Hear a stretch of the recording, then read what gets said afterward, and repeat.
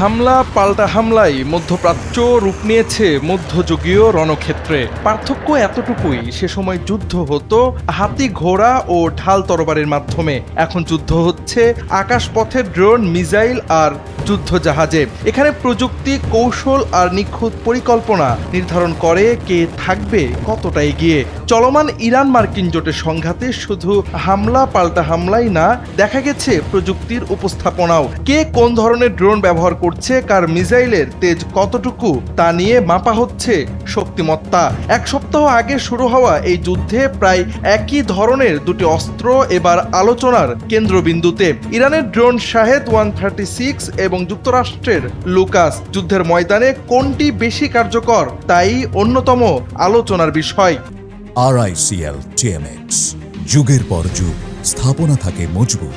Forbes সাময়িকীর প্রতিবেদন অনুযায়ী Lucas সরাসরি ইরানের ড্রোনের নকশার অনুকরণ করে বানানো হয়েছে।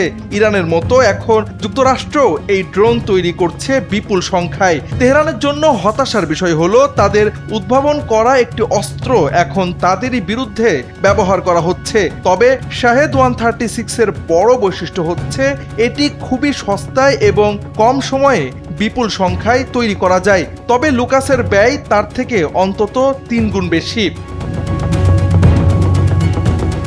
ইরানি শাহেদ 136 ড্রোন তৈরি করতে ইরানের খরচ হয় 10 থেকে 50,000 মার্কিন ডলার। বিপরীতে একটি লুকাস তৈরি করতে যুক্তরাষ্ট্রের খরচ হয় ন্যূনতম প্রায় 35,000 ডলার। ত্রিভুজ আকৃতির নকশার কারণে শাহেদ ড্রোনের কাঠামোর আকার অপেক্ষাকৃত ছোট, ফলে এর সংযোজনের প্রক্রিয়া সহজ ও সস্তা। প্রায় 10 লাখ ডলার মূল্যের এক একটি ক্ষেপণাস্ত্র নিক্ষেপ করার পরিবর্তে ইরান একযোগে শত শত ড্রোন উৎক্ষেপণ করতে পারে, যা প্রতিপক্ষের প্রতিরক্ষা ব্যবস্থাকে দারুণভাবে ক্ষতিগ্রস্ত করতে সক্ষম হয়।